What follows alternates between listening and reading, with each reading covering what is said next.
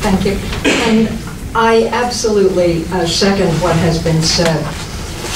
When you're writing, and you're writing mostly for yourself to begin with, you're in the creative process. And I totally support you writing anything you want in any way that you want. Once you reach the point where you would like to get published, you are entering a different world.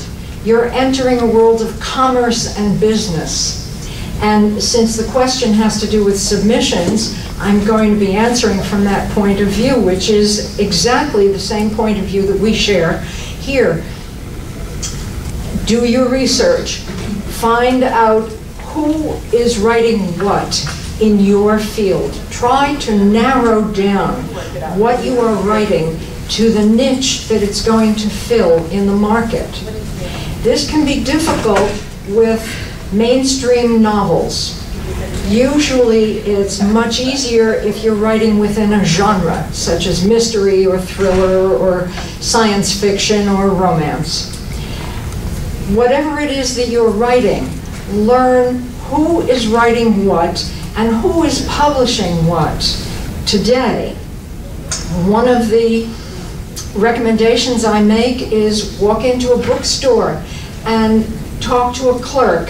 If you can still find independent bookstores, those are the best because the staff knows the material better than the chain staff. But do what you can, wherever you're located, to ask booksellers, I'm looking for a book that, and then you describe a little bit about your book. Not the plot, but the feeling. What it is that the reader wants to get from reading a book that is actually your book. And they will make suggestions, or they will lead you to a part of the bookstore where, let's say, women's fiction is shelved, or mystery or romance. Make it your bit, and this is an investment. Or you can go to the library and borrow some of these books, but you really do want the latest. And you might not always find the very latest at the library. Invest in buying some of those books and read them and determine where your niche might fit best. And that begins to narrow the field to the kinds of publishers. I'm sure you've also heard the hint that if you read the acknowledgments, you might learn who the particular editor is, who the particular agent was. But again, do your research of the agency and the publishing house, because agents and editors move around very rapidly and may not be there if you're writing to somebody who was acknowledged a year before. When you prepare your proposal, do the research. We're past the writing stage, otherwise I would say, you know, read the books, read my book, read as much as you can to learn what you need to in order to write a successful novel that's going to be marketable. But when you're in the marketing stage or approaching it, read your competition. I have had writers say to me, I don't have any competition. There's no other book like mine. It's different. Number one, you do not want to be out there pioneering a new field. Publishers are not interested. They want what is now selling, but more so. They don't want something brand new. When and if you're published, you will not get a whole shelf of your own in a bookstore. You need to know what's going to be shelved next to yours, and this is your competition. Send for the writer's guidelines, the submission guidelines. Research, research, research. Thank you. Because we have a fairly limited amount of time, we are going to take one question from each person so that we can try to have as many people ask their questions as they want to. If we run out, then you can raise your hand again. But who's got a question to start us off? Yes, ma'am. In following the submission guidelines, and I write fiction, and you've done your research, so you know that this particular agent is currently the agent for someone else whose work you love and you think is similar to yours, you think they're a really good target for you. Should you stick with just the query letter, or should you slip in the first 5 pages?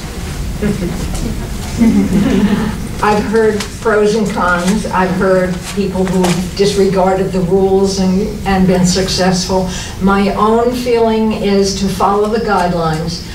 I prefer that you attend a conference where some of these people are speaking, get to know them, sit in on their workshops, there's usually a program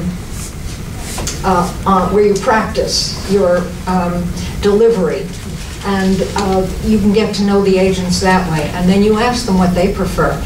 A face-to-face is always helpful. Thank you. Yes, sir.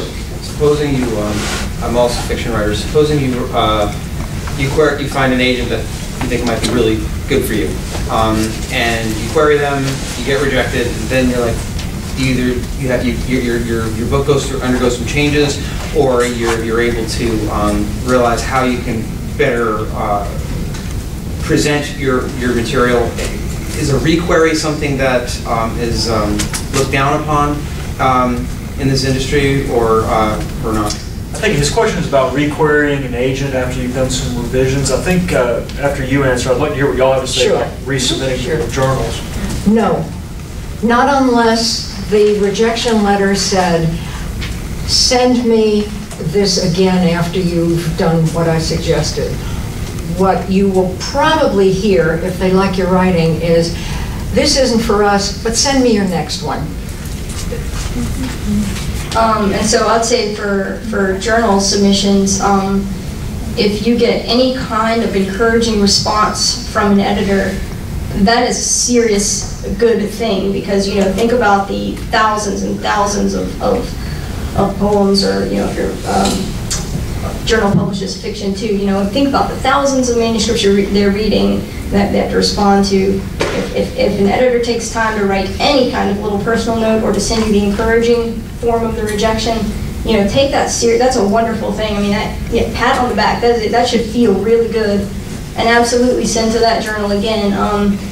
Should you send the same poem back? If I send you something, I say, oh, I liked this particular poem, and you revise it later, and should you send it back?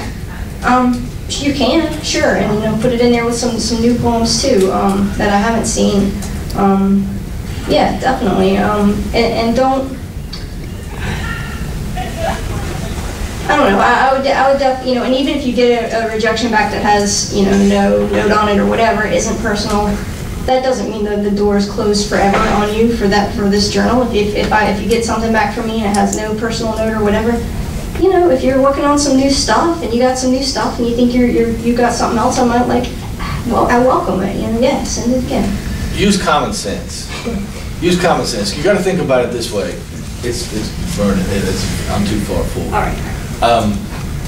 Use common sense when you're doing that. I've written collections of essays besides books and poetry. I'm also working on a novel.